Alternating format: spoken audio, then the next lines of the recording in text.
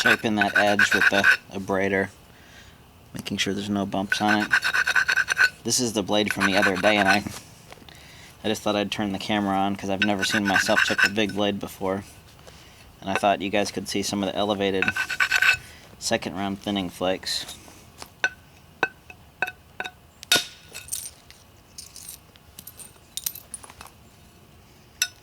That's one, if you hit like this, you ding.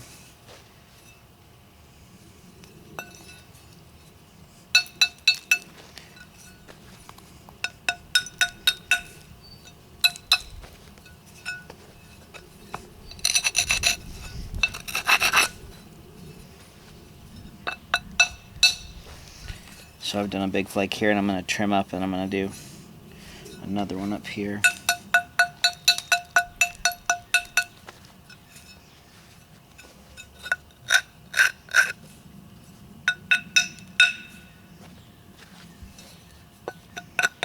Sometimes just do a little brush and pinch the edge.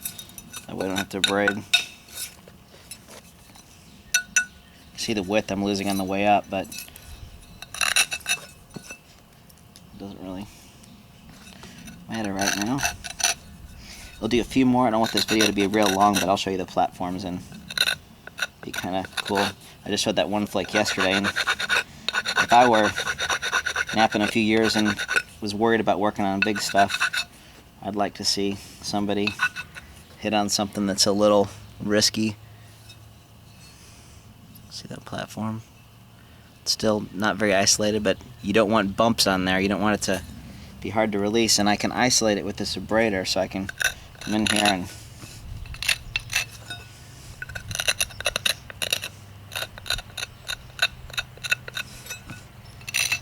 see what I can do with that. I only pressure flake when I'm down to the very nitty gritty.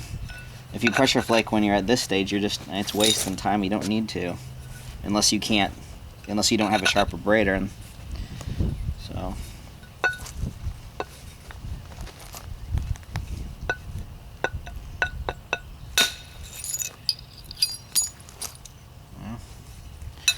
these are tricky because it's at the width right now where I'm having to really reach to support. It's like borderline.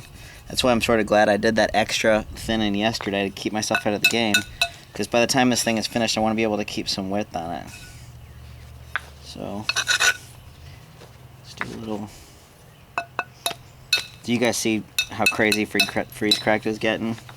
He's napping with blackberries, and he's trash talking my boy Jason. I don't know, I think that the bright lights have gotten to his head a little bit.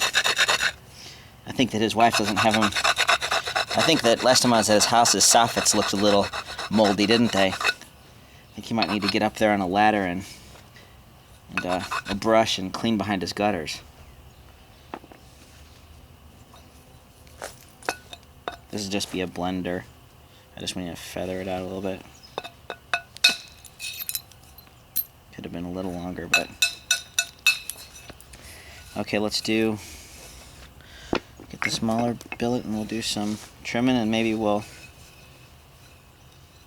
can see where my edge thickness is. Everything is going pretty good so far. Flies are back out. So maybe let's do a little. This is the hard part. It's not these big flakes. It's doing all the correct little blending to turn the edge. I mean, it's a time eater.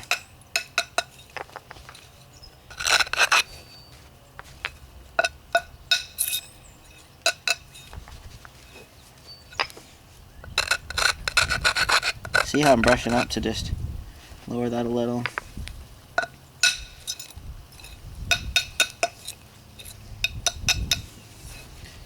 I'll come and isolate here. Okay, this will be a good one to show you, because I'll show you how I do. I'll put the tip here. See how I just scrunched that out of the way? No. Give it a good lateral grind. I think I'll use the big billet here still. Oops. My billet is ratty. You feel it flake off, you gotta grind it again. I need to address this thing, but there. Was that in frame? So now, let's do one more here, and then I'll do one more here, maybe 2 or 3 more, and that'll end up being probably 10 minutes, and then I'll... For years I didn't chip big blades. Maybe, what has it been like? I don't know. I'm getting old. It's probably been like 15 years. I chipped some stuff around a foot, but I never got bigger because I didn't think I could. And it wasn't... I could, I just didn't think I could. It's hard to get enough big rocks to practice, but...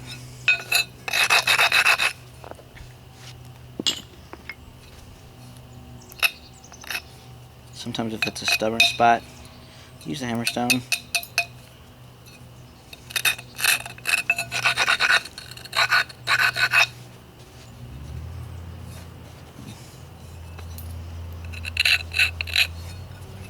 I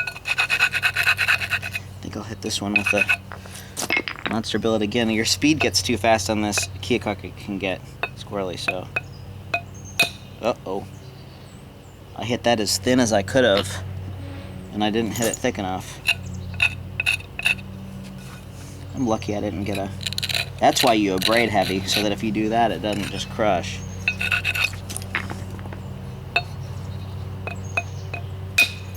There.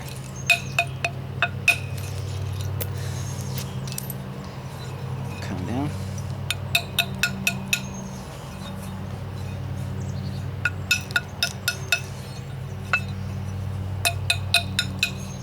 I was never at Freeze Crack's house, so I don't know what his gutters look like.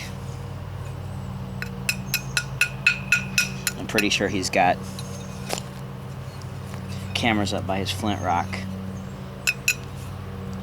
He probably has some decoy. He probably has the amoebas, right, in a big pile just to draw you in, and then he's got some rainbow obsidian that he's got booby trapped.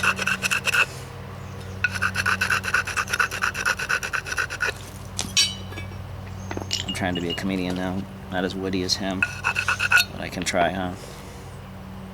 Alright.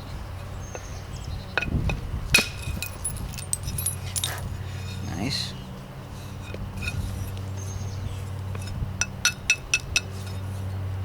Alright. Here's ones where it's easy to just trim brush and then get it too thick, so go ahead and give it an abrade. Don't take those little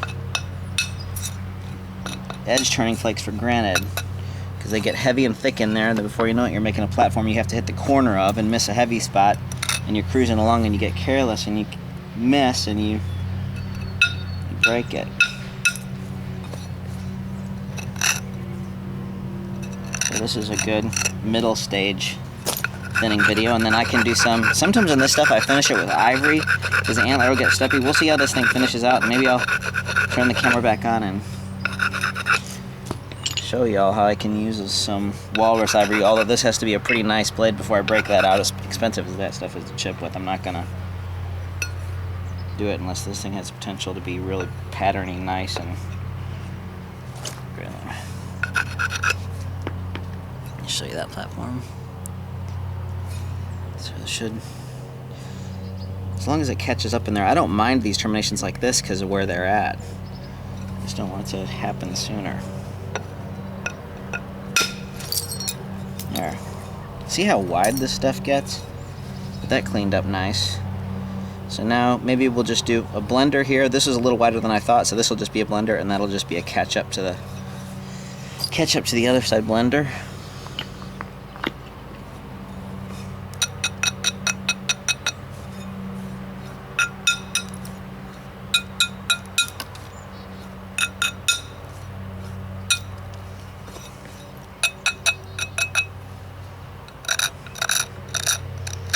I saw some Aztec blades at the Collinsville show this last weekend, and it seems to me like that 2-foot cast that Pete Bostrom has, and then there's several others made out of the same material. They're coring that. They had quite an industry going on. It looks like they had some really similar techniques. It's pretty neat. So just a little bender. Oops. Hit it a little thin, but see what it did? It was a little pointed platform and it just didn't release quite right, but those are the flakes. If you're gonna mess up your little blenders.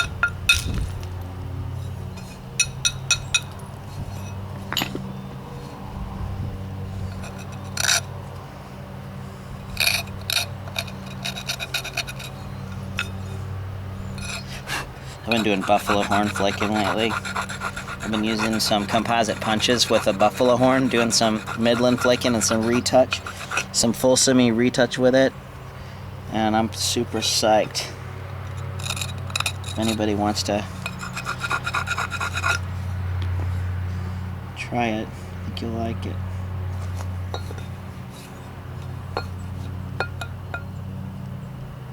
I gotta grab my horn, but I'm not. Okay. Maybe we'll do just one more and then we'll say goodbye.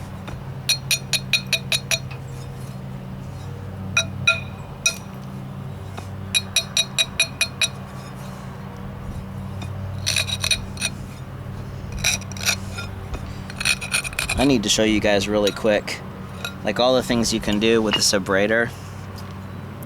Let's say you just want to, you know, grind this edge back.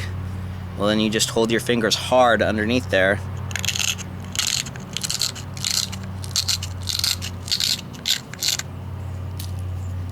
See, sheared the edge, hit the spurs again. Let's say, hypothetically, you want to isolate a platform right here.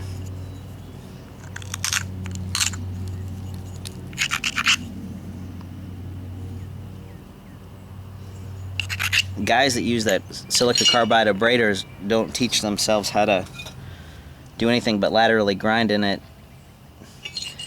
comes up back and gets you when you got a shape later on. So having those right grits to do different things really helps. And then sometimes when you grind with a sandstone, if you looked at it, you're actually kind of flaking it too. So a finish grind with a flint, chip, that'll really smooth polish it. Actually, this is a light platform for here, but I think I can. Should have been a little heavier. If that's alright. Anyhow, that's middle thinning. I'll keep on working on this for a couple hours. And then if I don't break it, which I shouldn't, because if I do something real stupid, there's no problems with the rock, and I can turn it back on for the finish. So hopefully it'll make a nice sword, Ramey sword.